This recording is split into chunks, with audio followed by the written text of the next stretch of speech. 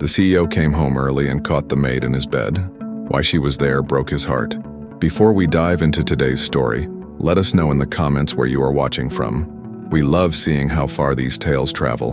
And if you believe that sometimes the greatest love stories begin with the biggest misunderstandings, make sure to hit that like button. Now let's begin. To the outside world, Robert Adams was a man made of ice and polished steel.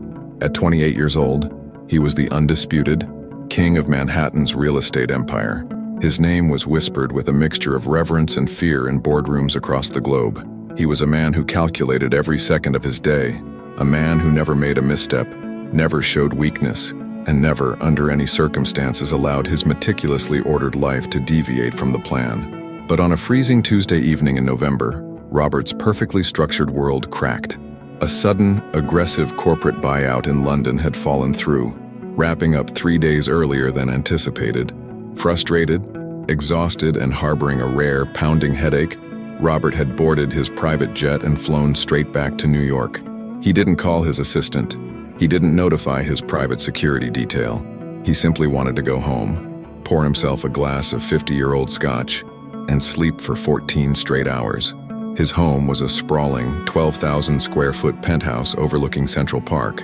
It was a masterpiece of modern architecture, floor-to-ceiling glass, imported Italian marble, minimalist furniture that cost more than most people would earn in a lifetime. Yet, for all its breathtaking luxury, the penthouse was a tomb. It was silent, sterile, and entirely devoid of warmth. Robert paid a premium to an elite domestic agency to ensure the place was kept immaculate. The strict rule was that the staff was to be completely invisible. They were to clean, restock, and vanish long before he ever set foot through the private elevator doors. But Robert was 3 days early. The private elevator hummed softly as it ascended to the top floor. When the polished steel doors glided open, the penthouse was cloaked in the dim, quiet ambiance of the evening. The city lights far below cast long, haunting shadows across the pristine hardwood floors. Robert loosened his expensive silk tie, shrugging off his heavy wool overcoat, and tossing it carelessly over the back of a pristine white leather sofa. The silence of the key apartment was usually a comfort, a buffer against the chaotic noise of his corporate life. Tonight, however, it felt suffocating. He walked slowly toward the master wing, rubbing his temples. He didn't bother turning on the main lights, navigating the familiar, sprawling corridors by the ambient glow of the city skyline. All he wanted was the heavy, comforting embrace of his bed. He pushed open the massive oak double doors to the master suite. Robert stopped dead in his tracks. The breath caught in his throat, and for a fraction of a second, his sharp, analytical mind failed to process what he was seeing. There, illuminated by the silver moonlight spilling through the massive windows, was a figure, a person. Someone was in his bed. The initial shock instantly morphed into a cold, surging fury. His sanctuary had been breached. His mind raced through the possibilities. A deranged stalker, an overly ambitious socialite who had somehow bribed her way past building security, a corporate spy. He tightened his jaw, his hands balling into fists as he took a heavy, menacing step forward. "Who are you?" Robert's voice cut through the silence like a whip, dark and commanding. The figure didn't move. There was no gasp, no sudden scramble to escape, just the slow, steady rhythm of deep, exhausted breathing. Furious that he was being ignored in his own home, Robert marched over to the bedside table and slammed his hand against the panel, turning on the brass bedside lamp. The sudden burst of warm yellow light flooded the massive king-sized bed. Robert opened his mouth to shout, to demand answers, to call his security team, and have the intruder thrown out onto the street. But the words died in his throat. His anger evaporated into thin air, replaced by a profound, paralyzing confusion. It wasn't a spy. It wasn't a desperate supermodel. It was a young woman wearing the standard, plain gray uniform of the domestic cleaning agency. Her name was Annie Connor, though Robert didn't know that yet. What he did know was that this tiny, fragile-looking woman was curled up on top of his expensive silk duvet, fast asleep. Her dark hair was messy, escaping from a practical bun and falling across her pale face in soft waves. Her uniform, though impeccably clean, looked worn, fitting loosely on a frame that looked as though it hadn't seen a proper meal in days. Robert stood frozen, his anger completely derailed. Why was she here? Why was she sleeping? He stepped closer, his shadow, falling over her. He intended to wake her up to demand she pack her things and leave immediately. But as he looked down at her, he noticed the details. The brutal, honest details that his world of wealth usually shielded him from. Her hands were resting near her face, and they were red, raw, and calloused. The hands of someone who worked endlessly, scrubbing and cleaning until her skin cracked. There were dark, heavy shadows beneath her closed eyes, painting a picture of an exhaustion so deep it felt almost physical to look at. She wasn't sleeping peacefully, she was sleeping like someone whose body had simply given up, shutting down from sheer, unbearable fatigue. And then, Robert saw what she was holding. A worn canvas tote bag lay spilled on the floor next to her, dropped when her legs finally gave out. Spilled from its open zipper, resting on the expensive Persian rug, were her meager belongings. Curiosity overrode his indignation, moving with a quietness he didn't know he possessed. Robert knelt down. Among a cheap hairbrush and a subway pass was a crumpled, tear-stained piece of paper, a small, empty plastic bottle of medication, and a worn-out photograph. He picked up the paper and smoothed it out under the glow of the bedside lamp. It was a final notice from a pediatric oncology clinic. The words jumped off the page, burning into Robert's mind. It was a bill for a staggering amount, accompanied by a cold, formal letter stating that if the balance was not paid in full by the end of the week, the patient, a 7-year-old boy named Leo Connor, would no longer be eligible to receive his life-saving treatments. Robert's eyes darted to the photograph on the bed. It was a picture of Annie, smiling radiantly, her arms wrapped protectively around a little boy who had lost all his hair, but who was beaming up at her with a look of pure, unconditional adoration. Suddenly, the pieces fell into place. The exhaustion, the raw hands, the reason she was asleep in his bed. She hadn't come here to steal. She hadn't come here to intrude. She had been cleaning his massive, empty penthouse, working a job that paid barely enough to survive, carrying the crushing weight of a child's life on her shoulders. She had likely been making his bed, smoothing out the silk sheets, and her exhausted, starved body had simply betrayed her, collapsing onto the mattress for what was supposed to be just 1 second of rest. As Robert stared at the sleeping maid, a strange, unfamiliar tightness gripped his chest. He looked around his cavernous 12,000-square-foot penthouse. He thought about the millions of dollars sitting idle in his bank accounts, the ridiculous sums he spent on cars he never drove, and wine he barely drank. And here, in the middle of his sterile fortress of wealth, was a woman working herself to the bone, breaking her own back just to buy her little brother one more day of life. A soft, broken whimper broke the silence. Annie shifted in, her sleep, her face twisting in distress. "No, please," she mumbled softly, a stray tear slipping out from under her eyelashes and rolling down her pale cheek. "I'll get it. I promise, Leo. I'll get the money. Don't take him. Please." She was trapped in a nightmare, fighting the very monsters that were destroying her waking life. Robert Adams, the man known as the Ice King of Wall Street, felt his heart completely shatter. The cold, impenetrable wall he had built around his emotions over the years crumbled to dust in the span of 30 seconds. He didn't see a maid who had broken the rules. He saw a warrior who had fought until she couldn't stand anymore. Slowly, carefully, Robert set the medical bill down on the nightstand. He took a step back, looking at the sleeping woman who had unknowingly invaded his home and entirely upended his reality. He knew exactly what the rules were. He knew he was supposed to call the agency, have her fired, and replace her by morning. But as he looked at Annie Connor, shivering slightly in her thin gray uniform, Robert made a decision that would change the trajectory of both of their lives forever. He reached down, picked up the thick, heavy cashmere blanket folded at the foot of the bed, and gently, with a tenderness he didn't know he was capable of, draped it over her sleeping form. "Sleep, Annie," he whispered into the quiet room, reading her name off the small plastic badge pinned to her collar. "I've got it from here." The silence of the penthouse was absolute, a stark contrast to the storm raging inside Robert Adams's chest. At 28, he was a man who had built an empire on logic and ruthless efficiency, yet standing over the sleeping form of a 26-year-old maid, he felt completely unanchored. He walked quietly backward, leaving the master suite door slightly ajar so he could hear if she woke. He retreated to his expansive home office down the hall, the city lights reflecting off the dark mahogany of his desk. He didn't turn on the main lights here either. He sank into his leather chair, running a hand through his dark hair. the exhaustion of his London trip completely erased by the adrenaline of the last 10 minutes.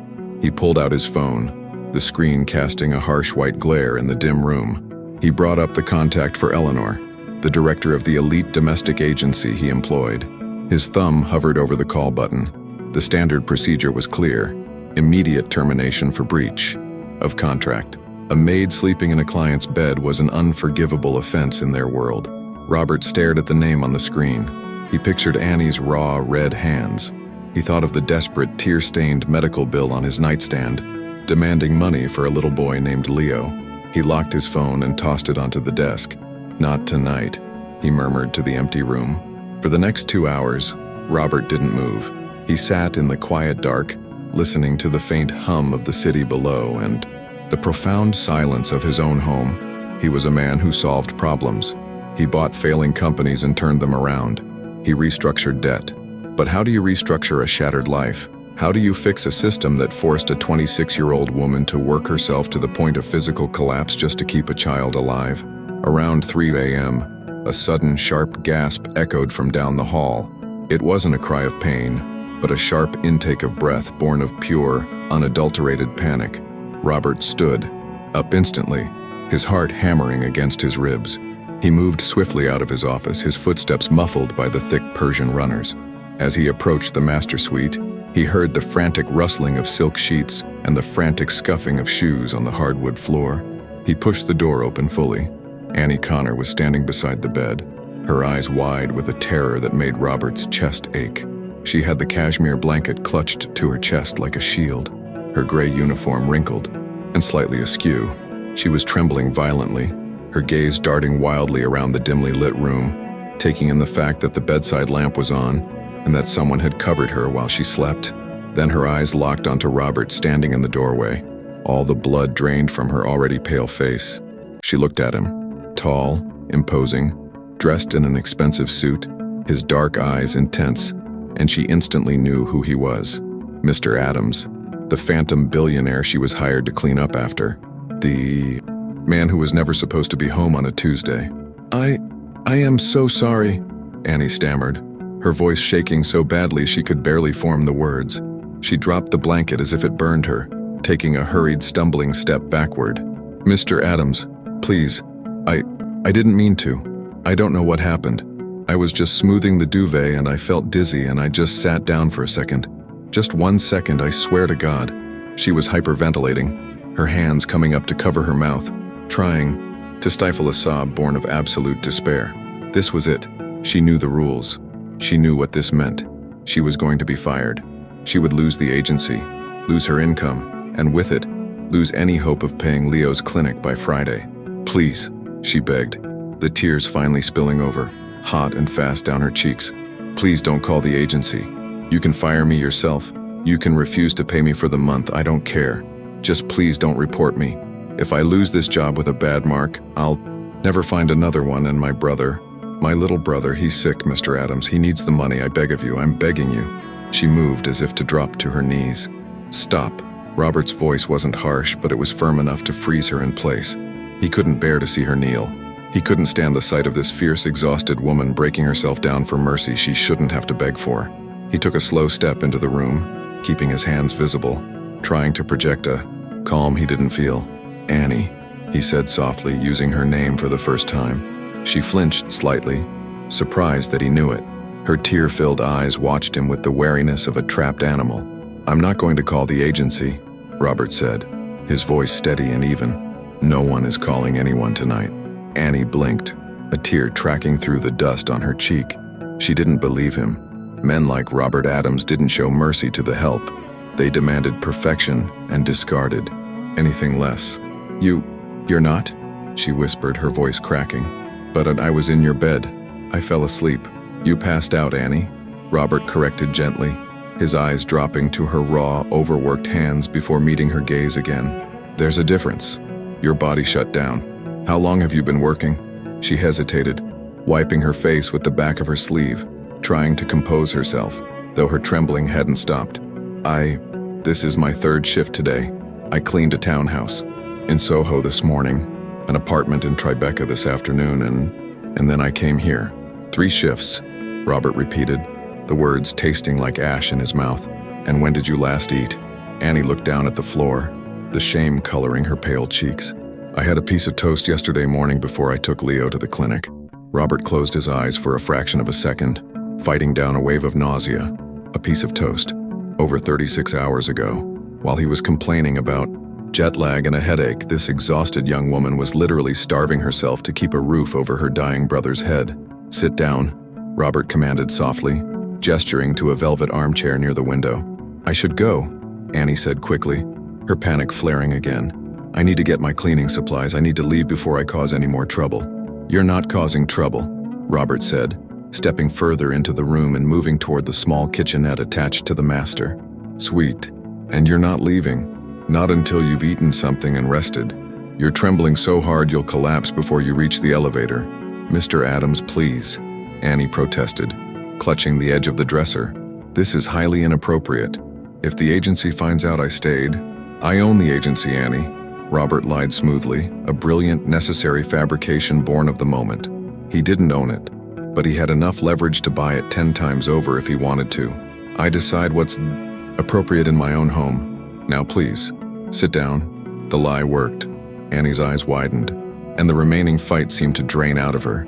She was too exhausted to argue, too weak to run. She slowly sank into the velvet armchair, her small frame looking swallowed by the massive piece of furniture. She watched him warily as he opened the small refrigerator. Robert wasn't a man who cooked. His meals were prepared by private chefs or catered from 5-star restaurants. But he knew how to warm up the artisan soup his housekeeper usually left for him. He poured a generous bowl of rich chicken and vegetable broth into a porcelain bowl and placed it in the microwave. While it heated, he poured a tall glass of filtered water. He walked back into the bedroom and set the glass of water on the small table next to her chair. Drink this. Slowly, he instructed. Annie looked at the glass, then at him. Her hand shook as she reached for it. She took a small sip, then another. The cool water, clearly a shock to her dehydrated system. Thank you, she whispered, her voice barely audible. The microwave beeped. Robert returned a moment later with the steaming bowl of soup and a silver spoon. He placed it on the table in front of her. Eat, he said. Annie stared at the soup. The rich aroma filled the air between them, and Robert could almost hear her stomach clench, but she didn't touch it. She looked up at him, her dark eyes swimming with a mixture of profound gratitude and deep, lingering suspicion. Why are you doing this? She asked, her voice shaking. You're Robert Adams. You fire people for arriving 5 minutes late. You sued a contractor for using the wrong shade of marble in your lobby. Why are you giving soup to a maid who fell asleep in your bed? Robert paused. He looked at her, at the raw honesty in her face, and realized he couldn't hide behind his corporate armor tonight. He walked over to the nightstand, picked up the crumpled medical bill and the photograph of Leo, and walked back to her. He gently placed them on the table next to the soup. Because I saw these, Robert said quietly. Annie gasped, her hand flying to her mouth. She snatched the paper and the photo, pressing them against her chest as if protecting them from a physical blow. The shame returned hotter and fiercer than before. You looked through my things, she accused, fresh tears springing to her eyes. They were in your hands when you were sleeping, Robert corrected, gently, pulling up a small ottoman and sitting down across from her, bringing himself down to her eye level. I didn't mean to pry, Annie, but I saw the bill. I saw the final notice. I know about Leo. Annie squeezed her eyes shut, a jagged sob tearing from her throat.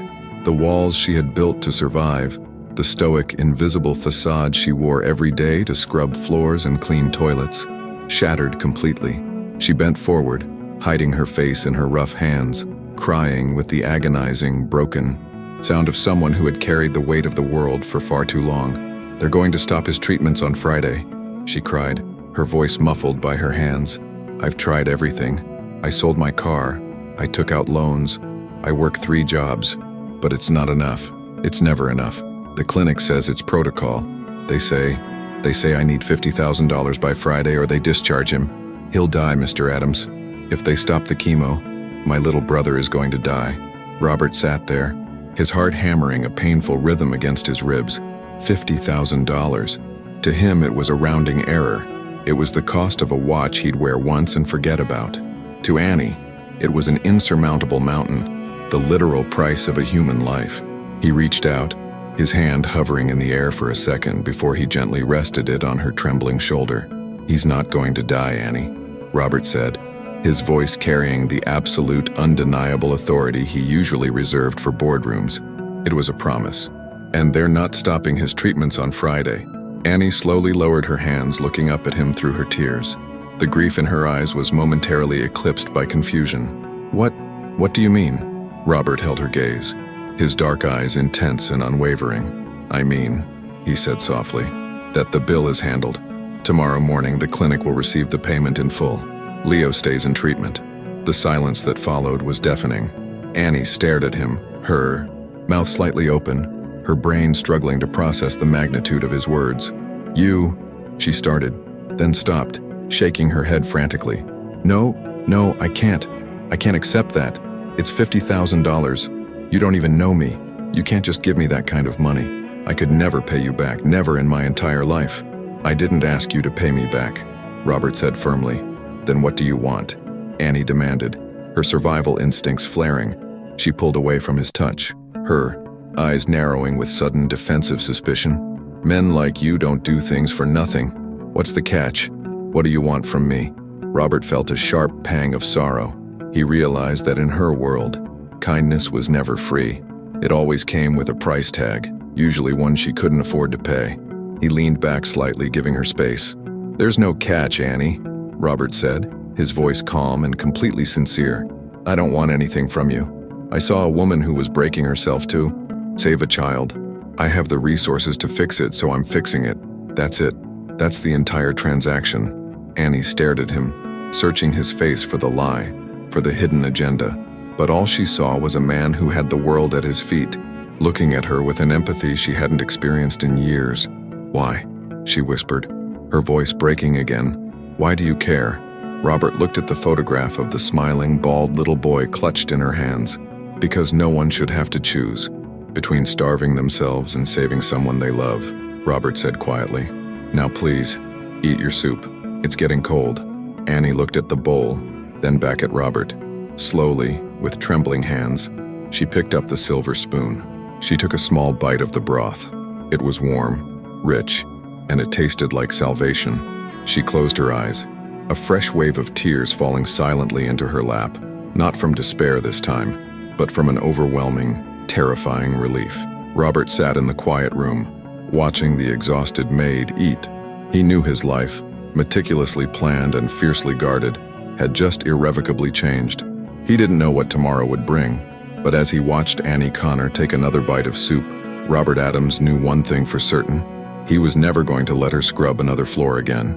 The morning sun crept over the Manhattan skyline, casting a golden, forgiving light through the floor-to-ceiling windows of the penthouse. Robert had not slept. After Annie had finished the soup, her exhaustion had finally overtaken her fear.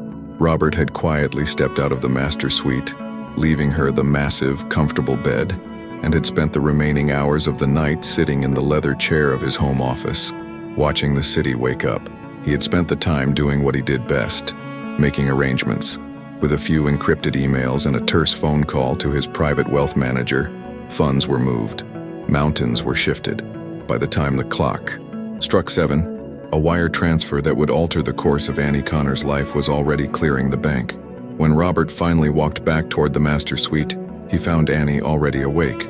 She was standing by the window, her gray uniform smoothed out as best as she could manage, her arms wrapped defensively around her waist.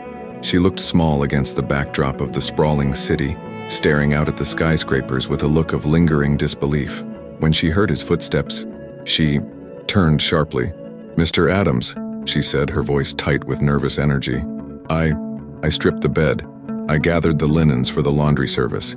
I didn't mean to oversleep." Robert sighed softly, hating the ingrained subservience in her tone. "Annie, stop. You don't work for me today. You don't work for anyone today. Did you sleep at all?" She nodded slowly, looking down at her scuffed shoes. "I did. It's a very comfortable bed. Thank you. But I really need to go. Visiting hours at the clinic start at 9, and I have to take the subway to Queens," and she trailed off, her eyes darting to the nightstand where her crumpled medical bill had been. It was gone. "The bill is in my briefcase," Robert said, anticipating her panic. He walked over to a sleek mahogany console table and picked up 2 steaming cups of coffee he had ordered from a luxury cafe down the street. He offered one to her. "And you aren't taking the subway. My driver is downstairs. We are going to the clinic together." Annie froze, her hands hesitating inches from the coffee cup. "We? Mr. Adams, you don't have to do that. You've already done too much. If you really meant what you said last night about the payment, that's more than a miracle. You don't need to actually come to the hospital. A man like you has companies to run. The companies will run themselves today," Robert said, stepping closer and gently pressing the warm cup into her cold hands. "And I'm coming with you because I know how hospital billing departments work. They are bureaucratic nightmares that feed on intimidation. I won't let them bully you into signing something you shouldn't, or claim the wire transfer needs 5 days to process while Leo sits without his medication." Annie looked up at him, her dark eyes wide and shimmering with a fresh layer of unshed tears. For months, she had fought entirely alone. She had battled indifferent receptionists, cold collection agents, and a medical system that viewed her brother as a liability rather than a child. The idea of someone, let alone a titan of industry like Robert Adams, standing in her corner was so foreign it felt like a dream she was terrified to wake from. "Okay," she whispered, taking a trembling sip of the coffee. The ride to the Pediatric Oncology Center in Queens was a study in contrasts. Robert's armored black Maybach glided silently through the gritty morning traffic.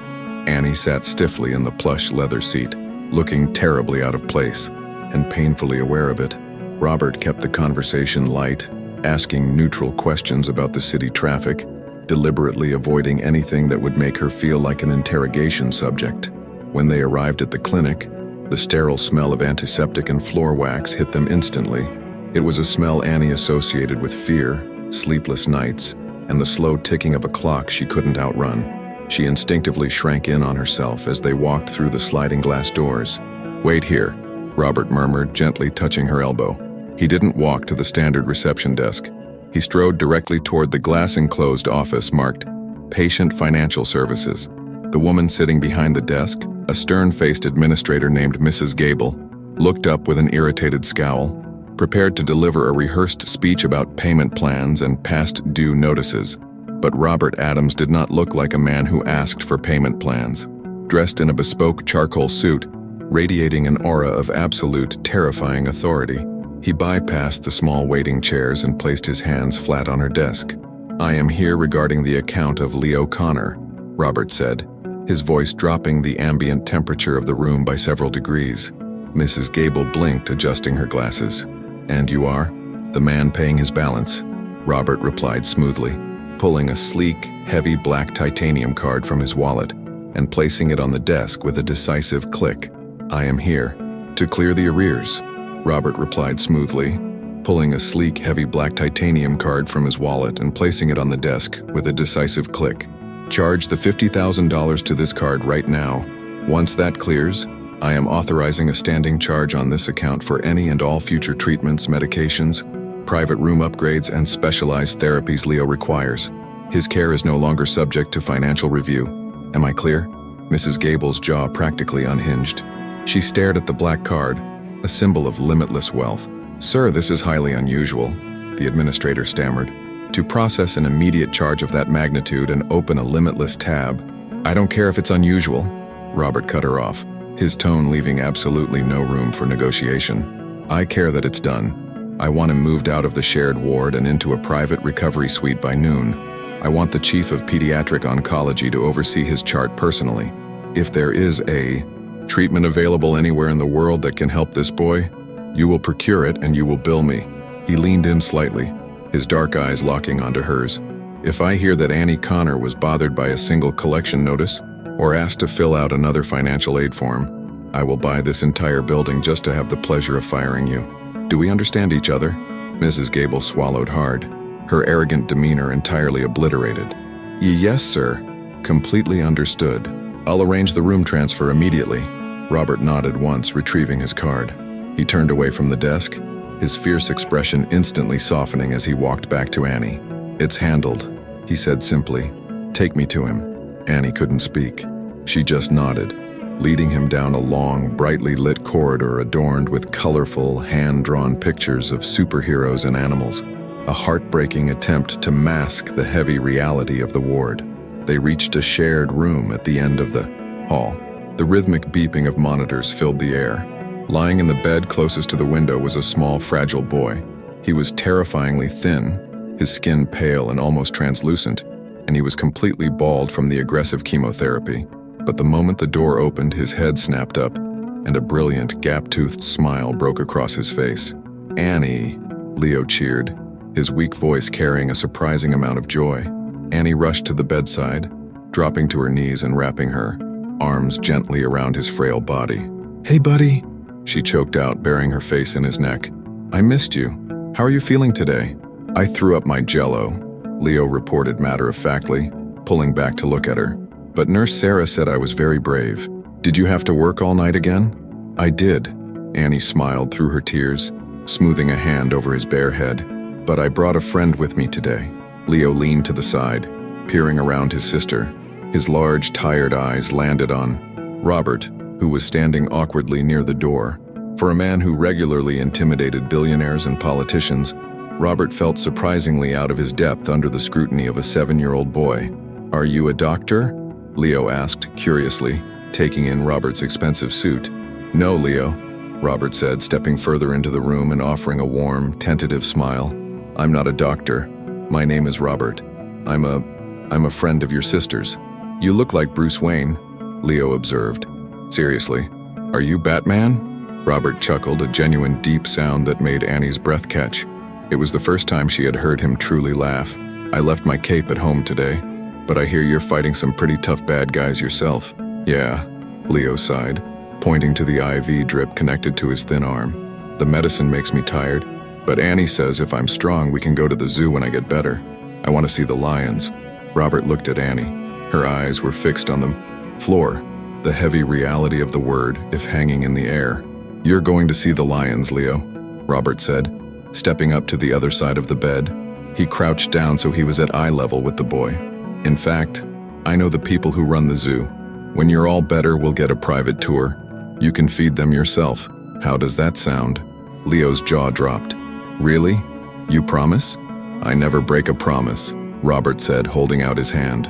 Leo reached out with his small, bruised hand and shook Robert's large one. In that simple, quiet moment, Annie watched the ruthless Wall Street tycoon make a solemn pact with a dying child, and she felt the last remaining walls of her defenses crumble. Later that afternoon, after Leo had been moved to a beautiful sunlit private suite complete with a television and a comfortable sofa for Annie to sleep on, the two adults found themselves standing in the quiet hospital corridor. Annie was holding a cup of terrible hospital coffee, staring at it as if it held the secrets of the universe. Robert leaned against the wall next to her, giving her the space she desperately needed to process the day's events. "You don't have to stay," Annie whispered finally, breaking the silence. "You've lost a whole day of work. You've given me my brother's life back. I don't know how to act around you.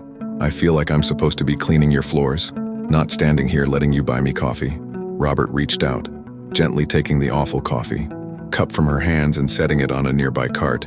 He stepped directly in front of her, forcing her to look up and meet his gaze. "Annie, listen to me," Robert said, his voice low and intense. "I don't want you to ever think about my floors again. I don't want you to think about scrubbing or cleaning or working 3 shifts until you pass out from starvation. That part of your life is over." Annie shook her head, a tear escaping her eye. "But I have to work. I can't just live off your charity, Robert. I'm not a beggar."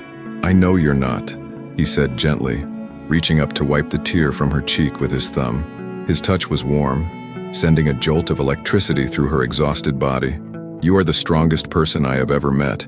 But right now, your only job is to sit in that room, hold Leo's hand and help him get better. We will figure out the rest later, together." Annie stared into his dark eyes, searching for the catch, the hidden motive, the inevitable disappointment that life had always handed her. But there was nothing but steadfast, unwavering sincerity. For the first time in years, Annie Connor realized she didn't have to carry the weight of the world alone. And Robert Adams realized that all his money, his power, and his penthouse meant absolutely nothing compared to the fierce, fragile woman standing in front of him. The next 6 weeks blurred into a surreal, quiet kind of miracle. For Annie, the world had fundamentally shifted on its axis. The crushing, suffocating weight of poverty, the constant, terrifying mathematics of surviving on instant noodles just to afford a subway ticket to the hospital, was gone. In its place was a reality she was still terrified to fully trust. Leo was responding beautifully to the new, aggressive treatment protocol. The private suite Robert had secured became a sanctuary. The sterile, frightening atmosphere of the oncology ward was replaced by a room filled with sunlight, fresh flowers that arrived anonymously every Tuesday, and a steady stream of the best medical care money could buy. Leo's cheeks, once hollow and ghostly pale, began to hold a faint, stubborn flush of pink. His laughter, a sound Annie had feared she might never hear again, rang out frequently, and more often than not, the cause of that laughter was Robert Adams, the ruthless CEO, a man who normally operated on a schedule dictated by international time zones and multi-billion-dollar acquisitions, had become an entirely different person within the walls of Mount Sinai. He visited almost every evening. He would arrive in his immaculate suits, his tie loosened, carrying bags of expensive takeout that he insisted on eating cross-legged on the floor next to Leo's bed. He read comic books with dramatic, exaggerated voices. He played board games with a competitive edge that made the 7-year-old shriek with delight. Annie watched this transformation with a heart that felt too full, too fragile for her own ribs. She watched the way Robert would quietly step out into the hallway to take calls regarding corporate mergers, his voice dropping into its customary, terrifyingly cold cadence, only to walk back into the room a moment later with a warm, easy smile for her brother. But as Leo grew stronger, Annie grew increasingly restless. One rainy Thursday evening, after Leo had finally drifted off to sleep with a new Batman action figure clutched in his hand, Robert and Annie sat on the plush sofa in the corner of the suite. The only light came from the city, glowing through the rain-streaked window and the soft, rhythmic monitors tracking Leo's steady heartbeat.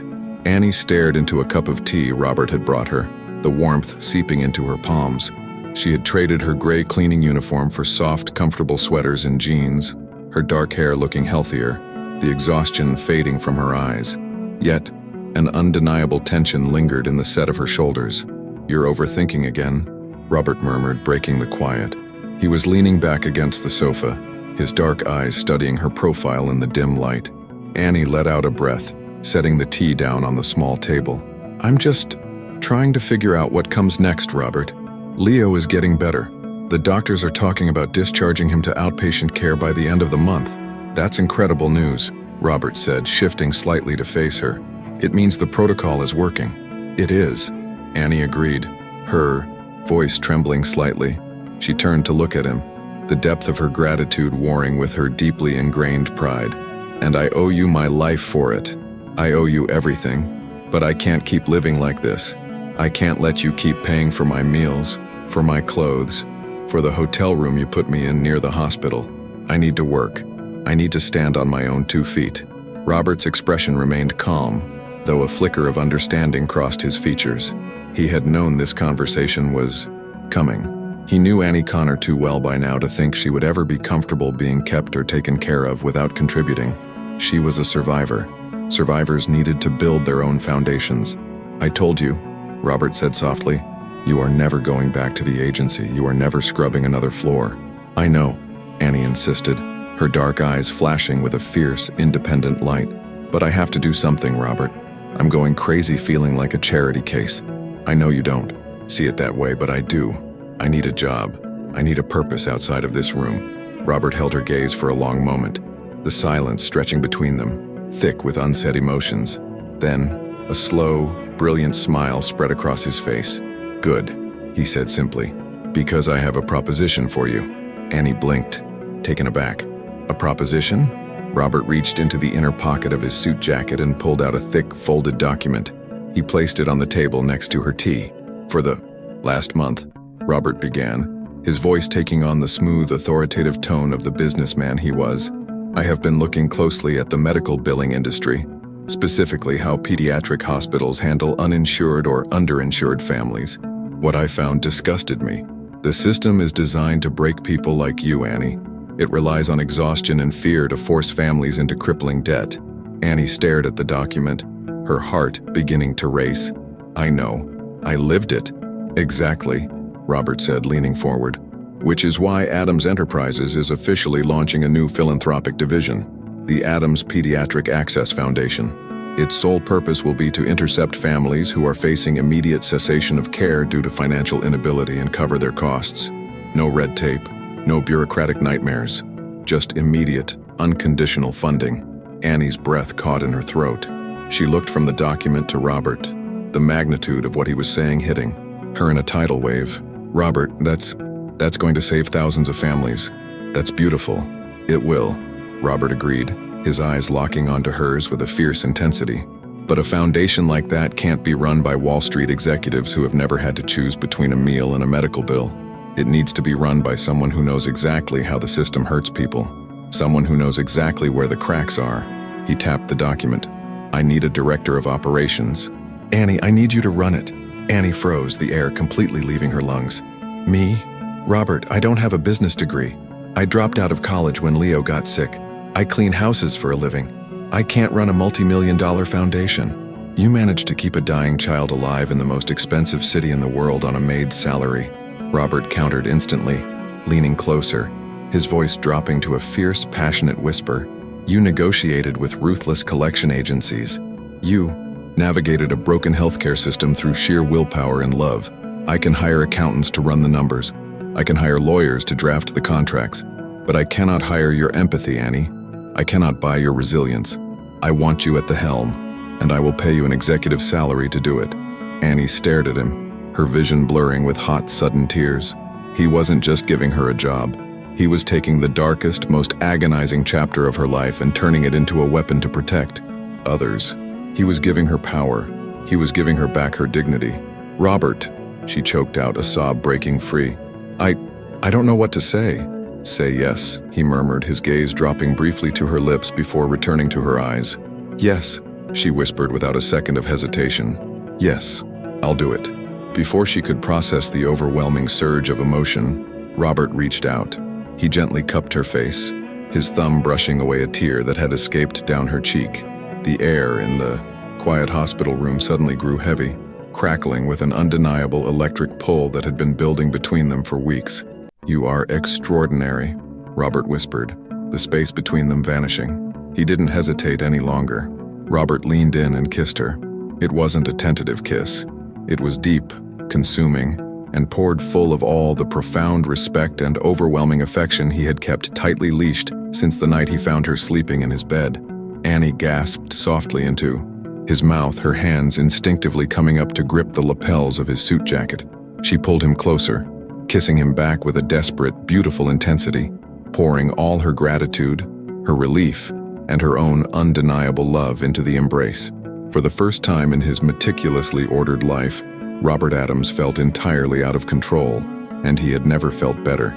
He wrapped his arms around her waist, pulling her flush against his chest, the rain beating against the hospital window, completely drowned out by the roaring in his ears.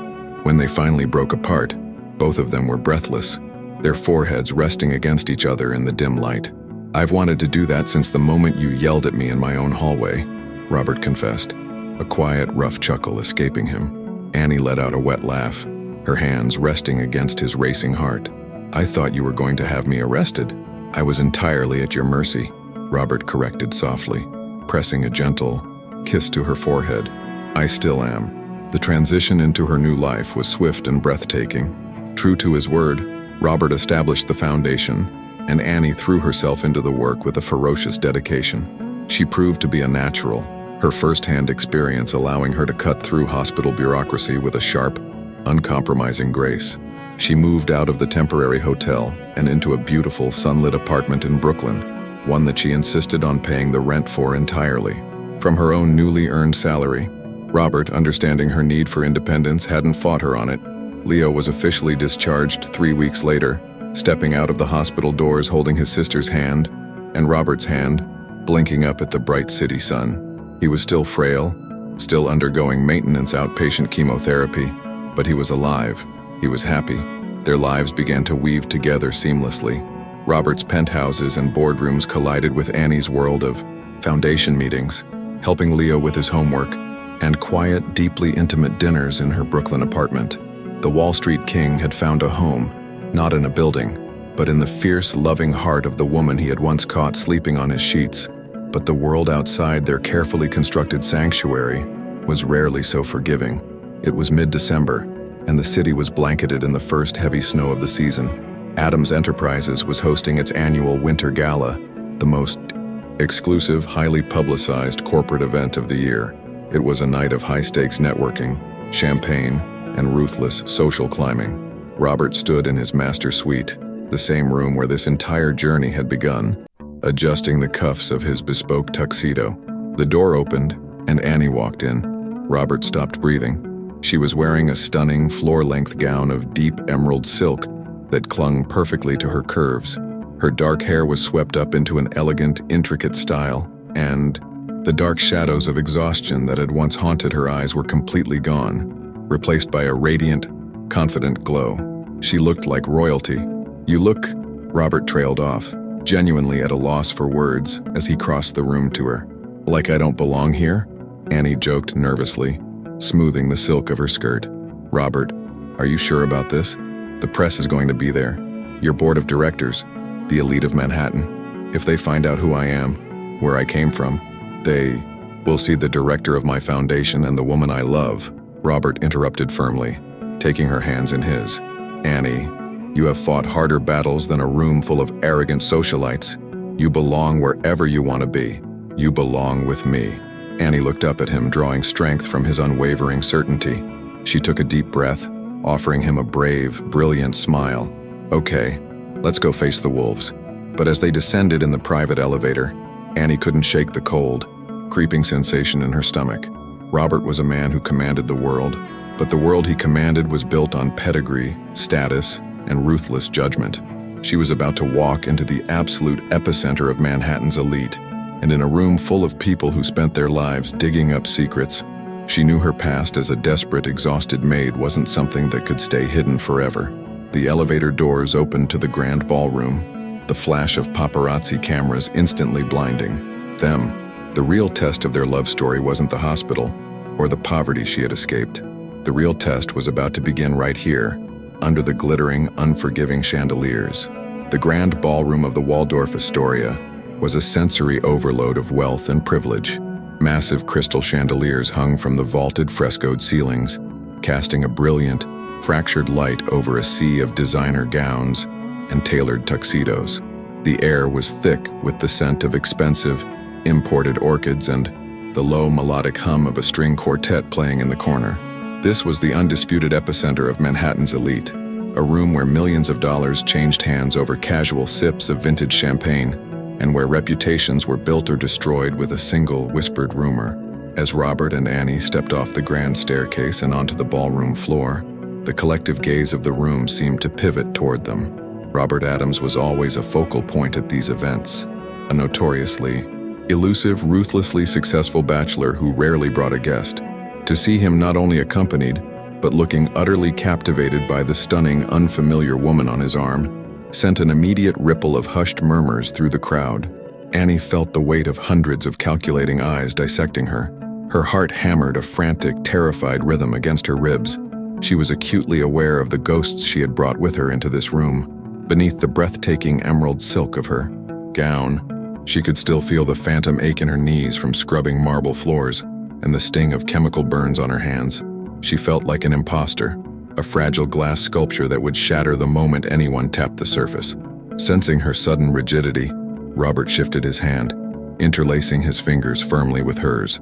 His thumb brushed soothingly over her knuckles, a silent, grounding anchor in the storm of the gala. "Keep your head up," he murmured, his lips brushing the shell of her ear so only she could hear. "They are staring because you are the most magnificent woman in this room, and because they are terrified of what they don't know." Annie drew in a slow, trembling breath, her shoulders dropping a fraction.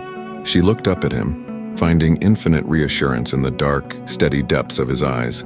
"I'm okay," she whispered back, offering a tentative smile. "Lead the way." For the first hour, the evening progressed like a beautifully choreographed dance. Robert introduced Annie to a dizzying array of investors, politicians, and board members. Whenever the inevitable questions arose about her background or how they had met, Robert seamlessly steered the conversation toward the Adams Pediatric Access Foundation, and there Annie found her footing. When she spoke about the foundation, her nervousness evaporated. She spoke with a fierce, articulate passion about dismantling the financial barriers in pediatric oncology.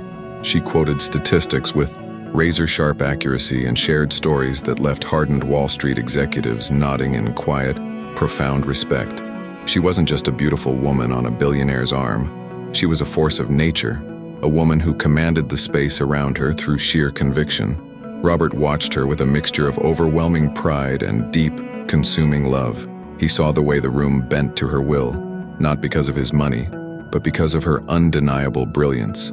But high society is rarely kind to outsiders, and the illusion of safety can vanish in a heartbeat. The string quartet had just transitioned into a slow, elegant waltz when the crowd parted near the champagne fountain. Walking toward them with a predatory, calculating smile was Beatrice Harrington. Beatrice was the matriarch of one of the oldest, wealthiest families in New York, a woman who wielded her social influence like a guillotine. She was also notoriously cruel, a woman who thrived on exposing the vulnerabilities of others. And to Annie's absolute blood-freezing horror, Beatrice Harrington was the owner of the sprawling Tribeca townhouse Annie had cleaned just 2 months ago. Annie's breath hitched, her fingers tightening painfully around Robert's hand. She recognized the sharp, hawkish features, the icy blue eyes that had once looked right through her as if she were a piece of defective furniture, while scolding her for using the wrong polish on the mahogany staircase. Beatrice stopped directly in front of them, a glass of champagne delicately balanced in her hand. She looked at Robert with a saccharine smile before turning her predatory gaze onto Annie. The older woman's eyes narrowed, sweeping over the emerald gown, the elegant hair, the confident posture. For a moment there was confusion, followed swiftly by a sharp, malicious gleam of recognition. "Robert, darling," Beatrice purred, her voice carrying loudly over the music, intentionally drawing the attention of the surrounding guests and nearby press photographers. "What a wonderful gala, and what a surprising guest you've brought with you this evening." Robert's posture instantly shifted, the protective, ruthless CEO stepping to the forefront. He recognized the venom in Beatrice's tone. "Beatrice," he replied, his voice a smooth, impenetrable sheet of ice. "Allow me to introduce Annie Connor, the Director of Operations for the new Adams Pediatric Access Foundation." "Director of Operations?" Beatrice repeated, a cruel, mocking laugh escaping her lips. The sound was like glass breaking in the quiet room. "Oh, Robert, you must be joking. Or perhaps you've been entirely deceived. She isn't an executive." The conversations in their immediate vicinity died instantly. Board members, socialites, and reporters turned their heads, the scent of a scandal pulling them in like moths to a flame. Annie felt the blood drain completely from her face. The room began to spin, the glittering chandeliers blurring into harsh streaks of light. Her worst nightmare was unfolding in real time, under the glaring flashbulbs of the press.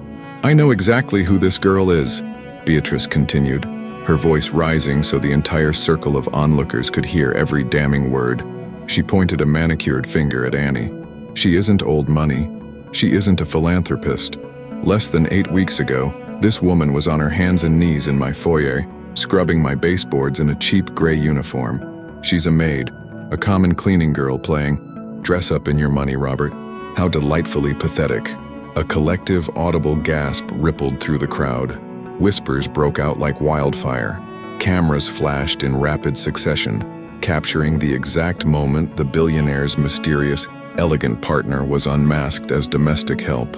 The silence that followed the flashes was deafening, a heavy, suffocating pressure that threatened to crush Annie into dust. Every instinct screamed at her to run, to flee the ballroom, to hide in the safety of her Brooklyn apartment and never show her face again. She felt the overwhelming, familiar sting of shame burning the back of her throat. She instinctively tried to pull her hand free from Robert's, preparing to turn and run. But Robert didn't let go. Instead, his grip tightened, entirely unyielding, anchoring her to his side. He didn't look embarrassed. He didn't look shocked. Robert Adams looked absolutely terrifyingly furious. He stepped forward, placing himself slightly in front of Annie, shielding her from the flashbulbs. The sheer overwhelming magnitude of his presence seemed to suck the oxygen out of the room. He stared down at Beatrice Harrington with a look of such absolute, chilling disdain that the older woman actually took an involuntary step backward. "You are absolutely right, Beatrice." Robert's voice boomed through the ballroom. It wasn't a shout, but the deep, resonant authority in his tone commanded the utter silence of the entire room. The string quartet abruptly stopped playing. 8 weeks ago, Annie Connor was cleaning your house. She was cleaning houses in Soho, and she was cleaning my penthouse. The whispers erupted again, louder this time, but Robert silenced them with a single cutting glare across the crowd. "She was working 3 agonizing shifts a day," Robert continued, his voice echoing off the marble pillars, unapologetic and fiercely proud. "She scrubbed floors until her hands bled. She starved herself, eating nothing but toast for days at a time. And do you want to know why?" He turned slightly, looking at the sea of wealthy, privileged faces staring back at him. "Because her little brother was dying of cancer," Robert declared, the raw emotion in his voice stripping away the polite veneer of the gala. "Because the medical system that protects the fortunes in this room told her that a child's life had a price tag she couldn't afford. So she gave up her education, her youth, and her health, and she broke her own back to buy him one more round of chemotherapy. She fought a war that would have crushed every single person in this room, and she did it completely alone." Beatrice stood frozen, her champagne glass trembling in her hand, the cruel, mocking smirk entirely wiped from her face as the crowd's reaction began to shift from scandalized gossip to stunned, profound silence. Robert turned back to Beatrice, his dark eyes blazing with a protective fire that made Annie's breath catch. "You look at her and see a maid you can humiliate," Robert said, his voice dropping to a lethal, quiet register that was somehow louder than a shout. "I look at her and see the most honorable, fiercely resilient human being I have ever had the privilege of knowing. She is the director of my foundation because she knows more about survival, empathy, and true strength than anyone on my board of directors. She is not playing dress-up in my money, Beatrice. She is the only reason my money finally has any real purpose." Robert didn't stop there. He turned to face the press, pulling Annie gently but firmly forward so she was standing perfectly beside him, illuminated by the lights, no longer hidden in his shadow. "Write this down," Robert commanded the reporters, his hand wrapping protectively around Annie's waist. "My name is on the buildings and my name is on the bank accounts, but Annie Connor is the heart of my empire, and she is the woman I am going to marry." Annie gasped, her hands flying to her mouth. The entire ballroom erupted. It wasn't the malicious whispering of a scandal anymore. It was a chaotic, overwhelming surge of shock, awe, and an undeniable wave of respect. Cameras flashed in a blinding strobe, capturing the tear-streaked, radiant shock on Annie's face, and the unwavering absolute devotion etched into Robert's features. Beatrice Harrington turned ashen. She realized, in a single devastating moment, that she hadn't exposed a fraud. She had publicly cemented the legacy of the city's most untouchable couple. Utterly humiliated, Beatrice turned and quickly fled the ballroom, disappearing into the crowd like a ghost. Robert ignored the chaos. He turned his back on the cameras, the board members, and the elite society that had just witnessed the absolute dismantling of their hierarchy. He looked only at Annie. Her dark eyes were overflowing with tears, but for the first time in her life, there was no shame in them. There was only an overwhelming, staggering joy. She looked at the man who had caught her sleeping in his bed, the man who had paid her brother's medical bills, and the man who had just taken the darkest, most painful parts of her past and turned them into a crown. "Did you mean it?" Annie whispered, her voice trembling, entirely oblivious to the hundreds of people watching them. "What you just said?" Robert smiled, a soft, incredibly tender expression that he reserved only for her. He reached up, gently wiping a tear from her cheek, completely uncaring of the cameras capturing the intimate gesture. "I meant every single word," Robert murmured, his forehead resting against hers. "I loved you when you were in a gray uniform. I love you in emerald silk, and I will love you every single day for the rest of my life, if you'll have me." Annie didn't answer with words. She threw her arms around his neck, pulling him down, and kissed him with a fierce, desperate passion that brought a sudden, surprising wave of applause from the surrounding crowd. It was a kiss that sealed a promise, a kiss that shattered the final lingering walls of the Ice King's fortress. The aftermath of the Winter Gala became the stuff of modern Manhattan legend. The press didn't write a story about a scandalous maid. They wrote a sweeping, epic narrative about the billionaire who found his match in a warrior disguised as a cleaner. Donations to the Adams Pediatric Access Foundation skyrocketed, the influx of funds saving thousands of families from the agonizing choices Annie had once faced. 2 years later, the massive, silent penthouse overlooking Central Park was silent no more. It was a Sunday morning in early spring. Sunlight poured through the floor-to-ceiling windows, illuminating the pristine hardwood floors that Annie used to scrub. But today, the only thing touching the floors were the frantic, joyous footsteps of a 9-year-old boy. "You can't catch me, I'm Batman!" Leo shrieked, sprinting through the massive living room, a makeshift cape fashioned from a silk pillowcase billowing behind him.